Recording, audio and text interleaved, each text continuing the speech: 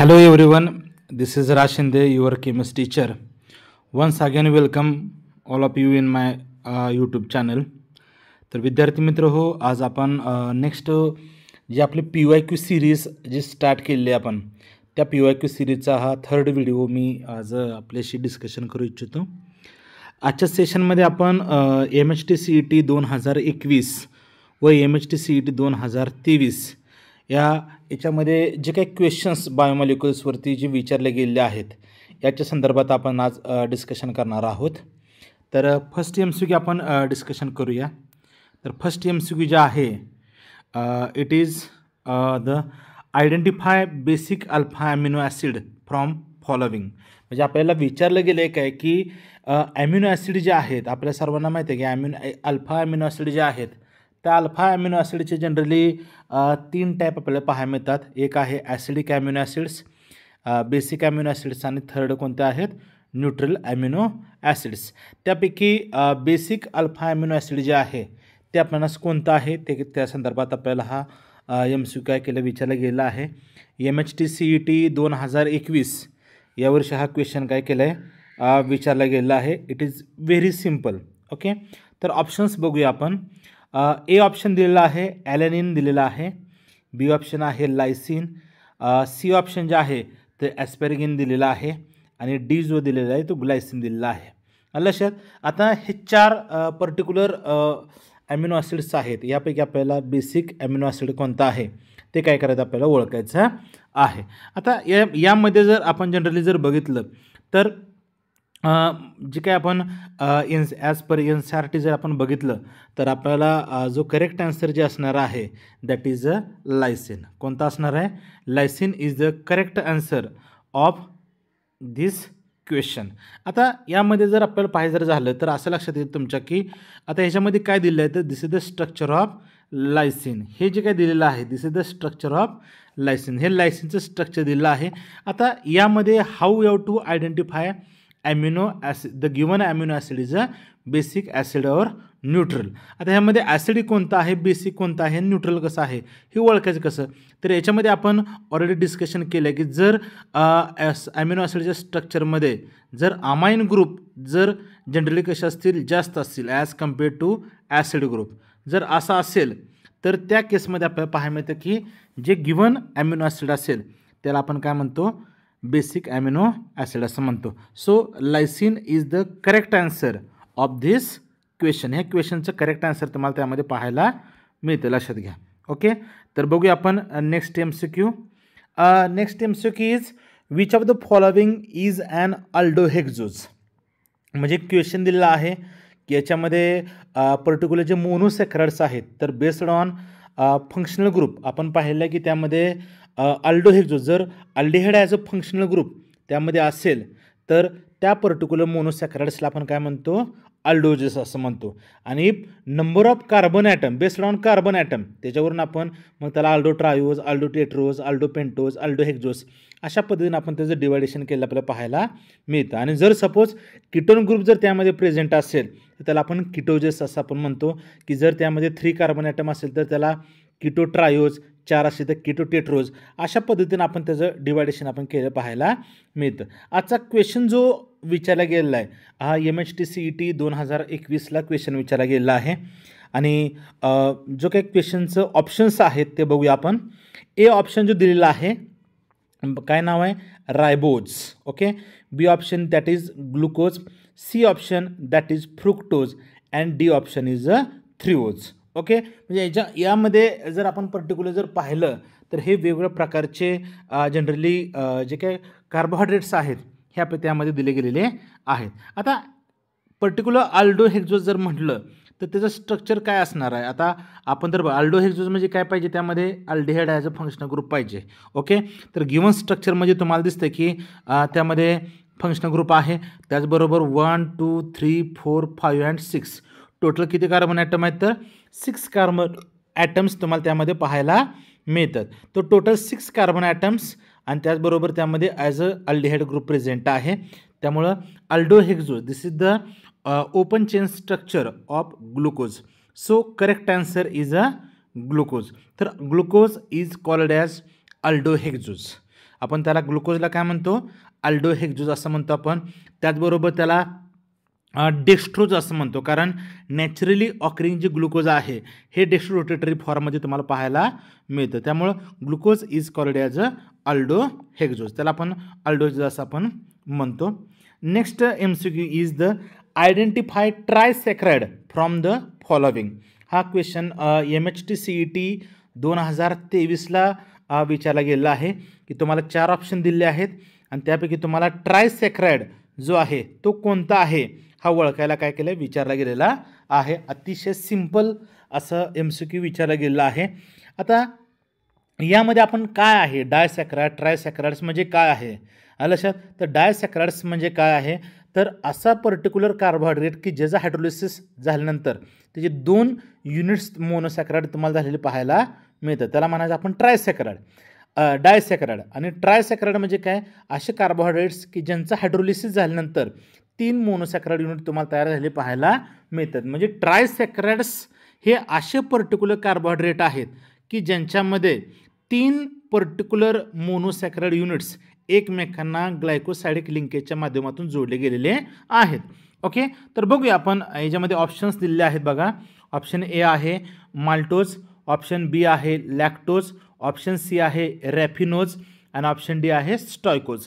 तर 4 ऑप्शन दिले आहेत आणि गिवन स्ट्रक्चर जर बघितलं तर त्या स्ट्रक्चरमध्ये आपल्याला असं लक्षात येतं की एक मोनोसॅकराइड युनिट आहे that is called as galactose, second one that is glucose and third one that is fructose. तर 3 युनिटनी हे पर्टिक्युलर हॅवार्थ फॉर्म्युला हा पर्टिक्युलर तयार झालेला पाहायला मिळतो आणि that is called as raffinose. त्याला आपण काय म्हणायचं, रॅफिनोज. तर raffinose is called as a trisaccharide because it is made from 3 monosaccharide units. First one is that is glucose, second one that is fructose and last one that is galactose. तर अशा पद्धतीनं हे 3 particular मोनोसॅकराइड युनिटपासून हे रॅफिनोज नावाचं carbohydrate तयार झालं आपल्याला पाहायला मिळतं. ओके, नेक्स्ट MCQ बघूया आपण. Identify the carbon atoms of alpha glucose and beta fructose forming glycosidic linkage in sucrose. आता विचारलं काय आपल्याला की हा मोस्टली म्हणजे विचारण्याची मेथड जरी वेगळी असेल तर कन्सेप्ट मात्र तोच आहे. मोस्टली जर बघितलं आपण तर महाराष्ट्र बोर्ड एक्झामिनेशन असू द्या, नीट एक्झामिनेशन असू द्या किंवा MHT-CET एक्झामिनेशन असू द्या, याच्यामध्ये मोस्टली काय विचारलं गेलं की which type of glycosidic linkage is present in sucrose, maltose, lactose, cellulose, starch. असे क्वेश्चन जे आहेत हे याच्यावरती विचारले गेलेत. आता ह्याच्यामध्ये काय विचारलं गेलं की तुम्हाला ग्लायकोसायडिक लिंकेज जे आहे सुक्रोजमध्ये लक्षात, तो कोणत्या ग्लुकोजमध्ये आणि कोणत्या फ्रुक्टोजमध्ये आहे हे पर्टिक्युलर काय केलं विचारलं गेलं आहे. Already we know that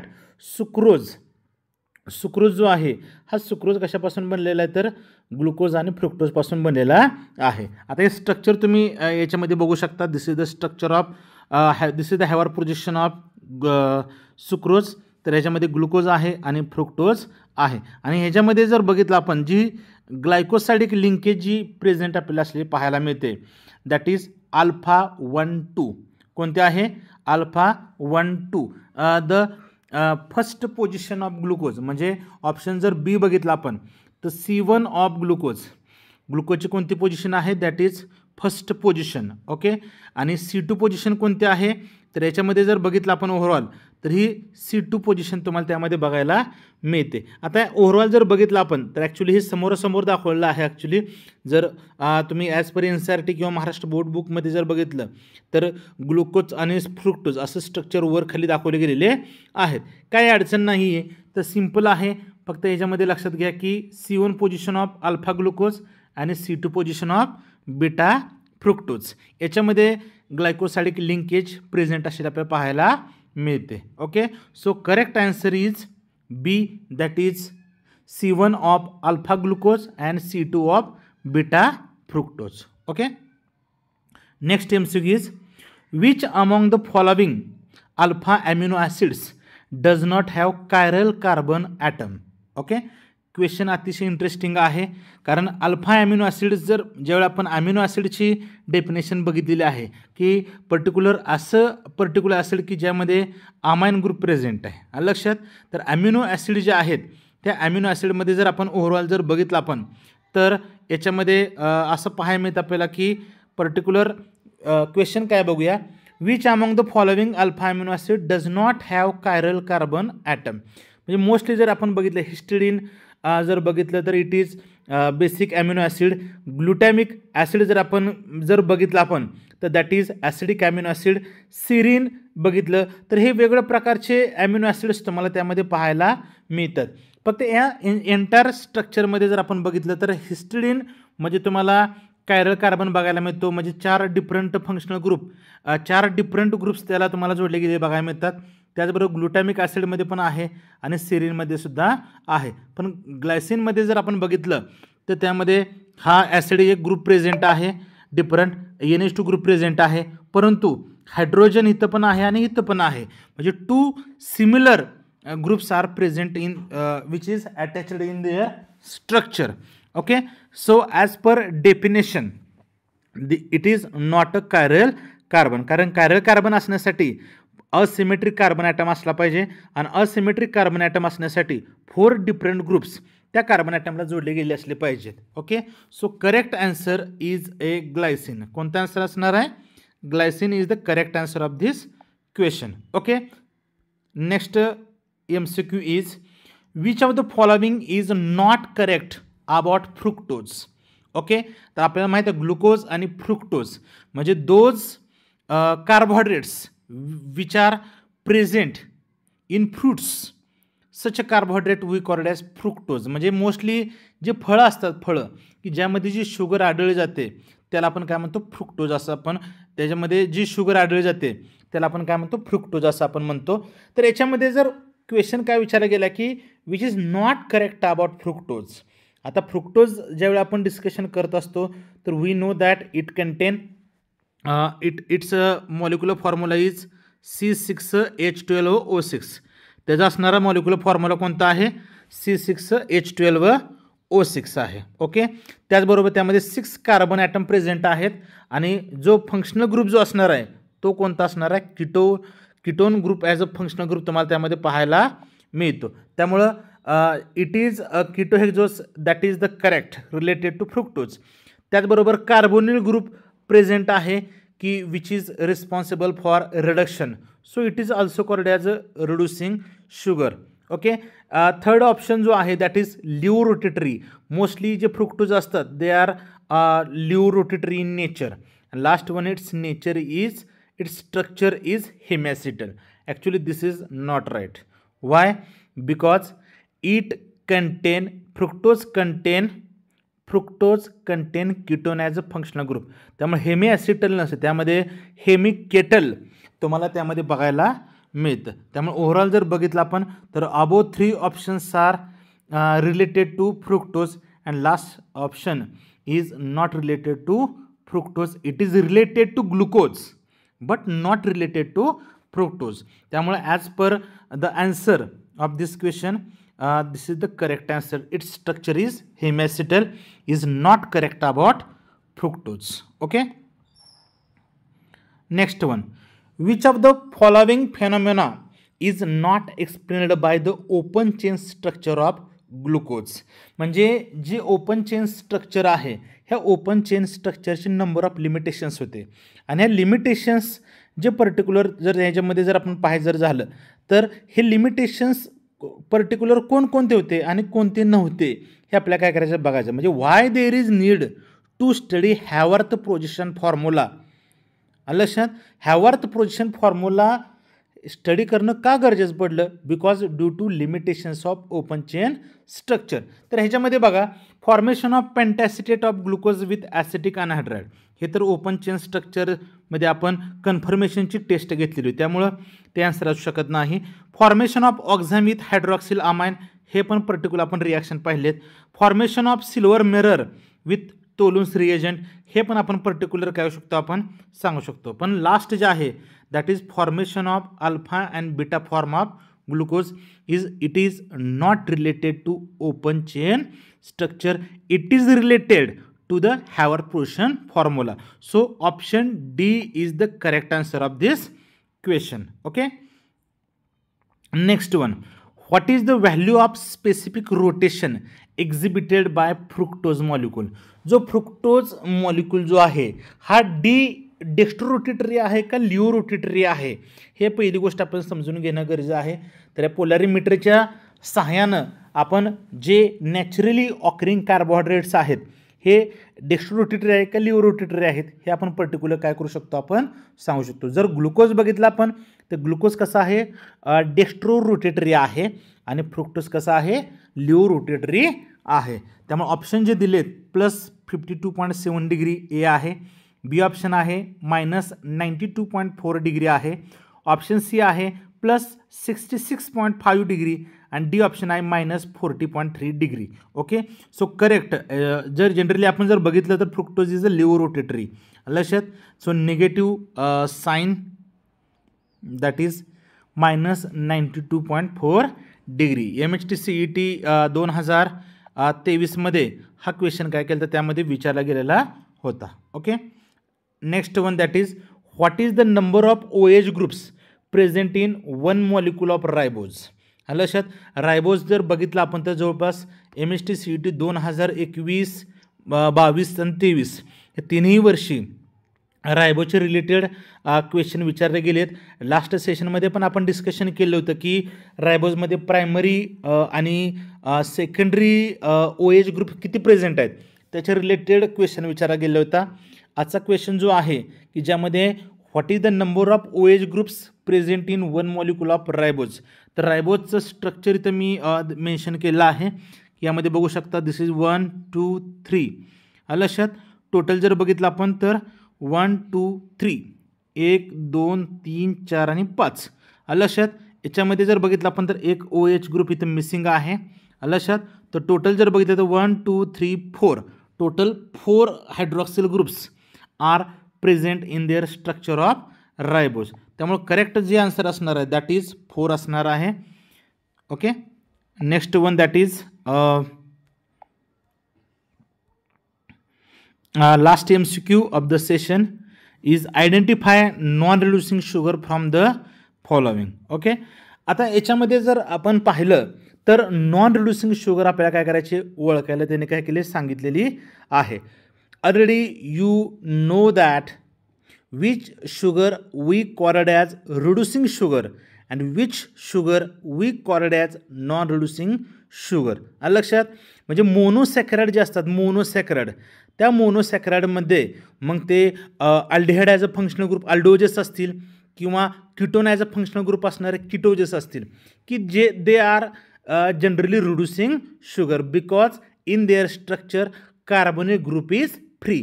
so monosaccharides are generally reducing sugar. त्या कशा असतात, रिड्युसिंग शुगर आहेत. आता आपल्या जे ऑप्शन दिले आहेत म्हणजे ॲक्च्युली जर याच्यामध्ये जर बघितलं आपण तर जे 4 ऑप्शन आपल्यासमोर दिले आहेत त्यामधलं ग्लुकोज तर हा कसा आहे मोनोसॅकराइड आहे. Obviously it is a reducing sugar. आता 3 जे दिले आहेत सुक्रोज माल्टोज आणि lactose they are disaccharides. They are disaccharides. आता याच्यामध्ये जर बघितलं एक सिम्पल ट्रिक आहे लक्षात घ्या की याच्यावरून आपण एखादी शुगर रिड्युसिंग शुगर आहे का नॉन रिड्युसिंग शुगर आहे हे आपण काय करू शकतो ठरवू शकतो. एक लक्षात घ्या 1,4 ग्लायकोसाइडिक लिंकेज काय पाहिजे 1,4 ग्लायकोसाइडिक लिंकेज जर प्रेझेंट असेल such sugar we called as reducing sugar. त्या शुगरला काय म्हणायचं रिड्युसिंग शुगर म्हणायचं. आणि माल्टोज आणि लॅक्टोजमध्ये 1,4 ग्लायकोसाइडिक लिंक प्रेझेंट आहे. आणि इन द स्ट्रक्चर ऑफ सुक्रोजच्या स्ट्रक्चरमध्ये जर आपण पाहिलं तर इट इज 1,2 ग्लायकोसाइडिक लिंक आहे. कोणती लिंक आहे 1,2 glycosidic link present in the structure of sucrose. Okay, so as per definition sucrose is act as non reducing sugar. ती एक नॉन रिड्युसिंग शुगर म्हणून आपण जिथं काम केले पाहायला मिळते.